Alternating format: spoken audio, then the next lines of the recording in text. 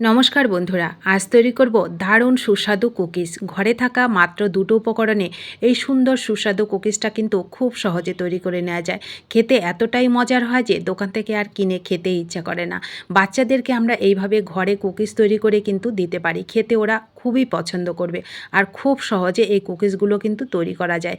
খেতে এতটাই মজার হয় যে মুখে দিলেই মিলিয়ে যায়, আর দোকান থেকে কখনো কিনে খেতেই ইচ্ছা করে না, আর খাওয়াতেও ইচ্ছা করে না। তো এটা তৈরি করতে আমার প্রথমে একটা বড় বাটি নিয়ে আমি স্বাদ মতন চিনি নিয়ে নিলাম, এখানে 2 চামচ। আর এখানে দিয়ে দিলাম 2 চামচ মতন সাদা তেল, আর দিলাম একটা ডিম। সামান্য একটুখানি লবণ দিয়ে এটাকে সুন্দর করে ফেটিয়ে নেব।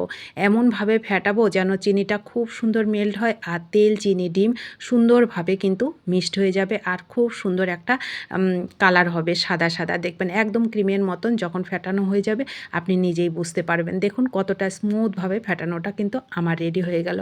আর এখানে চাইলে আপনারা গুঁড়ো চিনিও কিন্তু ব্যবহার করতে পারেন, সেক্ষেত্রে আরও কাজটা তাড়াতাড়ি হবে। তো এইবার এখানে আমি হাফ চামচ মতন বেকিং পাউডার দিলাম, তার থেকে 1 চিমটে বেকিং সোডা দিলাম, আর 2 থেকে 3 চামচ গুঁড়ো দুধ দিলাম। খুব সুন্দর ফ্লেভার হবে, খেতে অসম্ভব মজার হবে। আর আমরা বড়রা তো পছন্দ করবই, ছোটরাও কিন্তু ভীষণ পছন্দ করে খায় বন্ধুরা এই কুকিজগুলো। তো দেখুন আমি দুধটাকে দিয়ে সুন্দর করে মিশ্রণটাকে আরও 2 মিনিট সুন্দর করে ফেটিয়ে নেব। এই মিশ্রণটা বন্ধুরা আপনারা যত ভালো করে ফেটাবেন তত সুন্দর কিন্তু কুকিজগুলো খুব সহজে তৈরি হবে, আর খেতে অসম্ভব মজার লাগবে। মুখে দিলেই মিলিয়ে যাবে বন্ধুরা। আপনারা যদি একবার তৈরি করে খান, আপনাদের আর দোকান থেকে কিনে খেতে ইচ্ছা করবে না। তো এখানে আমি দিয়ে দিলাম ময়দা, আপনারা চাইলে কিন্তু আটাও দিতে পারেন।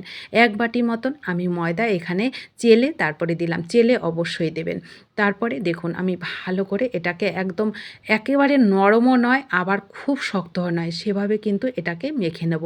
কোনো রকম জল কিংবা লিকুইড দুধ কোনো কিছুর দরকার পড়বে না।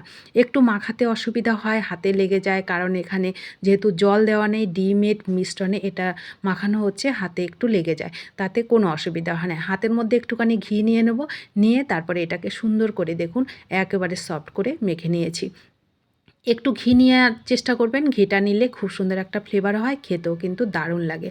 এইবার আমি এটাকে যখন মাখা হয়ে গেছে তখন একটা বেলনির মধ্যে এটাকে দিয়ে হাতেই একটুখানি ঘি দিয়ে দিয়ে এরকম করে প্রেস করে নেব।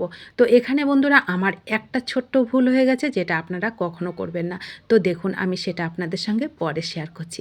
এই যে আমি দিলাম তিল, তিলটাকে দিয়ে একটুখানি বেলনির গায়ে আরও একটু ঘি মেখে তারপরে এটাকে একটু চেপে দেব।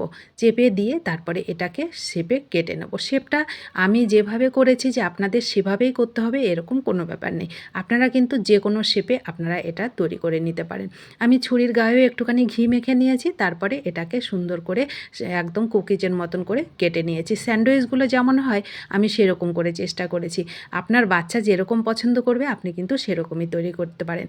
খেতে অসম্ভব মজা লাগে বন্ধুরা। বাইরে দোকানের থেকে কুকিজগুলো না কিনে এইভাবে কিন্তু ঘরে থাকা সামান্য 2-3টে উপকরণে এই সুন্দর কুকিজগুলো আমরা খুব সহজে তৈরি করে নিতে পারি। আর বড়রা তো আমরা পছন্দ করবই, ছোটরাও কিন্তু ভীষণ পছন্দ করে খায় এই কুকিজগুলো। খেতে দুর্দান্ত স্বাদের লাগে। তো দেখুন যে কয় পিস হয় আমি সেখানে এই কড়াইয়ের মধ্যে সেগুলোকেই দিয়ে দিলাম। এইবার বলি আমি কি ভুলটা করলাম। এই যে দেখুন তিলগুলো দিয়েছি, এই তিলটা কিন্তু আমি অনেক পরে দিয়েছি, যার জন্য দেখুন সমস্ত তিল কিন্তু আমার যখন আমি তেলে দিয়েছি সব কিন্তু বেরিয়ে গেছে।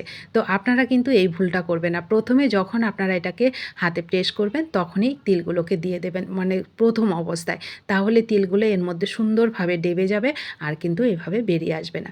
তো দেখুন গ্যাসের ফ্লেমটাকে মিডিয়াম টু লোতে করে রেখে আমি এগুলোকে 3 থেকে 4 মিনিট একদম মিডিয়াম ফ্লেমে এগুলোকে উল্টে পাল্টে সুন্দর করে ভেজেছি। দেখেছেন তো ভাজাটা কত সুন্দর পারফেক্টভাবে তৈরি হয়ে গেছে। খেতে দুর্দান্ত স্বাদের লাগে বন্ধুরা। অবশ্যই একটু টাইম নিয়ে এগুলোকে ভাজবেন, দেখবেন খুব সুন্দর একটা কালার হবে, ভেতরটাও সুন্দরভাবে হবে, আর খুব সুন্দর লেয়ারগুলো কিন্তু সেটে সেটে বেরিয়ে আসবে। খেতে অসম্ভব মজার লাগে এই স্যান্ডউইচ কুকিজগুলো, খেতে অসম্ভব মজা। দেখুন একদম পারফেক্টভাবে আপনি কি করে বুঝবেন, এই যে যেই তিলটা বসে গেছে সেটা দেখুন উঠছে না, আর বাকি সমস্ত তিল কিন্তু আমার উঠে গেছে। আপনারা কখনোই এই ভুলটা করবেন না। প্রথমে তিলটাকে দেবেন, তারপরে এটাকে হাতে প্রেস করে নেবেন, দেখবেন কোনো তিলই কিন্তু আর উঠে আসবে না। তো ঘরে থাকা সামান্য দুটো উপকরণে দেখুন কত মজার সুস্বাদু কুকিজ কিন্তু আমার খুব সহজে তৈরি করা হয়ে গেল। যেই কুকিজগুলো আমরা ঘরে তৈরি করে বাচ্চাদেরকে কিন্তু খাওয়াতে পারি। আর দোকানের খাবারটার থেকে ঘরের তৈরি খাবারই আমার কাছে বেশি হেলদি মনে হয়। তো আপনাদের কাছে কেমন মনে হয় অবশ্যই কমেন্ট করবেন। ভালো লাগলে শেয়ার করবেন। নতুন বন্ধু হলে চ্যানেলটা সাবস্ক্রাইব করে প্লিজ আমার পাশে থাকবেন। আর যারা পাশে আছেন তাদেরকে আমার অসংখ্য ধন্যবাদ। রেসিপিটা ভালো লাগলে প্লিজ ভিডিওটিতে একটা লাইক করবেন। আপনাদের একটা লাইক পরবর্তী রেসিপি তৈরি করতে অনেকটা উৎসাহিত করে। সকলে অবশ্যই ভালো থাকবেন, সুস্থ থাকবেন আর এই সুস্বাদু রেসিপিটা কেমন লেগেছে কমেন্ট করতে ভুলবেন না। ধন্যবাদ।